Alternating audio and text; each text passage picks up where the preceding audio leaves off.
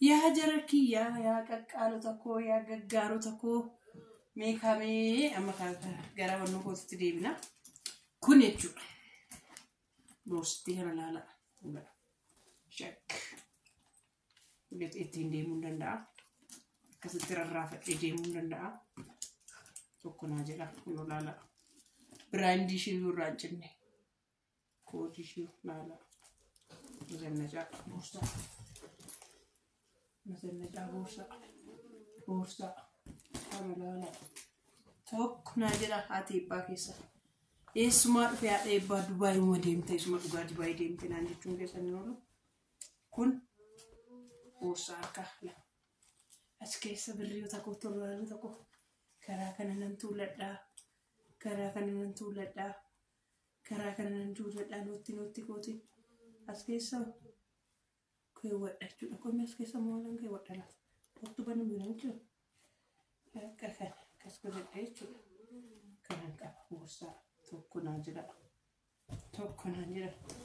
kana keessa kana mucaan koo hoggaashii mana barumsaatii dhufte anshiitti kun waan as keessa jiru hundumtuu ankoo miti hoggaashii mana barumsaatii dhufte sapiraayizii ishii isinitti agarsiisaa jechuudha kun ana mucaa kootiti amma gara kootitti isinii dhufa jechuudha gara sapiraayizii kooti kun dhugaa rabbii manuma yaalaatti gaafa dhufu manuma taa'ina eegee inuma mana taa'ina eegeen kamanatti kun isinii jedha kamee haadha eebbaa keessan shak uffataa isinitti agarsiisa moo maal jechuudha kan yaa rabbi tokko uffataa dhuma isinitti agarsiisa nama fakkaata way haadha eebboodha ilaa kunoo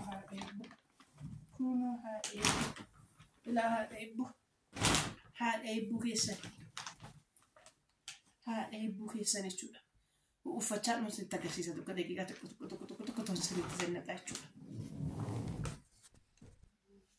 kana laala kun haati eebbaa keessan kan shakka sanitti isiniyyatti jechuudha kun jaakkeetti irraa isinii jalqabe haadha eebbaa maashaallah naan jedha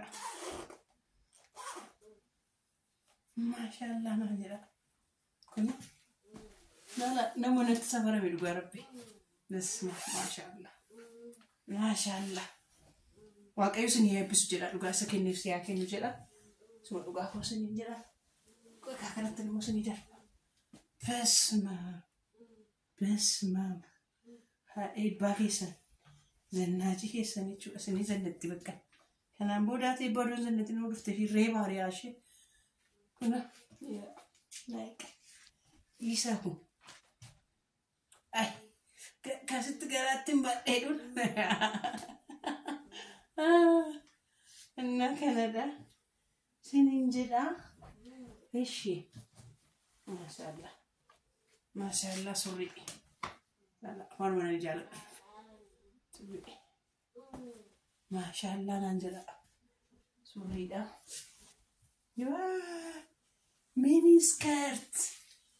miniskirt abbaan eebbuu maraate jedhaa kana biraan kee ajaa'ibaan itti isinii jedhe isinitti agarsiisa dhugaa rabbi miniskirtii kan besmaam mazannat kana immoo jechuudha kan yeroo tokko jechuudha kana maal gootu seetan akkasuma gootanis jechuudha la akkasitti maashaallah shaarbii bareedduudha dubartii guddoo ta'anii deemu jechuudha maayidii haadha eebbaan jettanii reesan maa haadha eebbaan haadha jettanii reesan waa qamisii guutuu kanallee fadhee sanitti keessa waa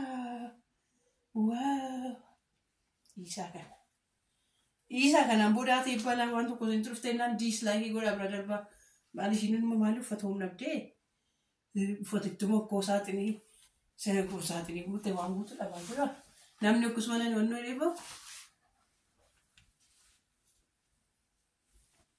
nas isaa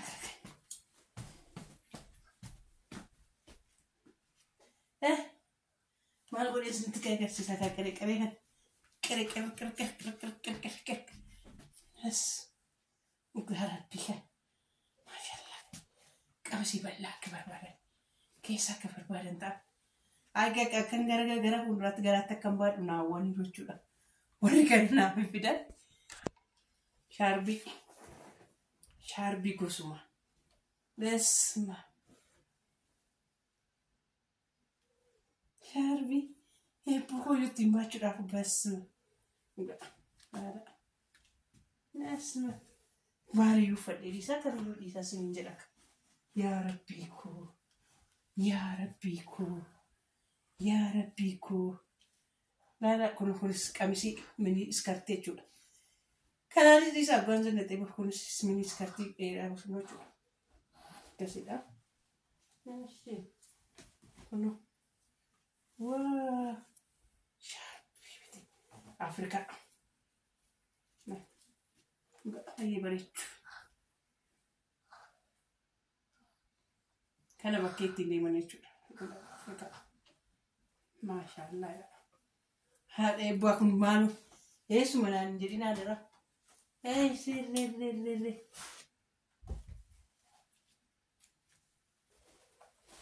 Laala sasada gurraachaan ture miti.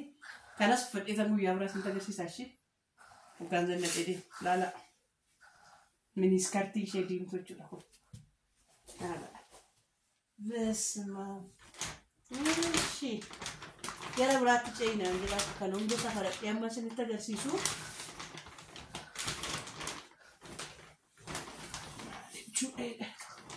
Maal jechuudha kana. Haati eebbaa Dubaay deemuuf turte. Haati eebbaa akkasitti naqattee laata. Dubaay isinii deemuuf turte laata jaakkeetti bareedduu bakka. Kunoo. Isa kana faana deemachuudha.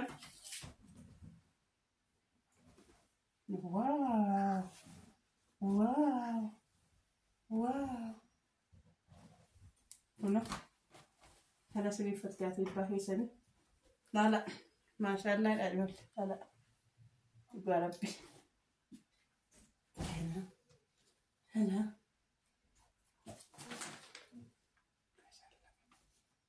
maashaallah naan jedha kana. Akkasidha siniin jedha. Kunu surrii ati eebbaa keessaan sirriitti sinii jaalatti jettu.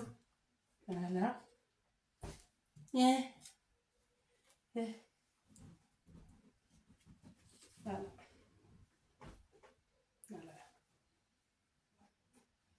Kana hunda isaanii tokko siniiffachuun sa'aatii sinitti fixa jedheeni.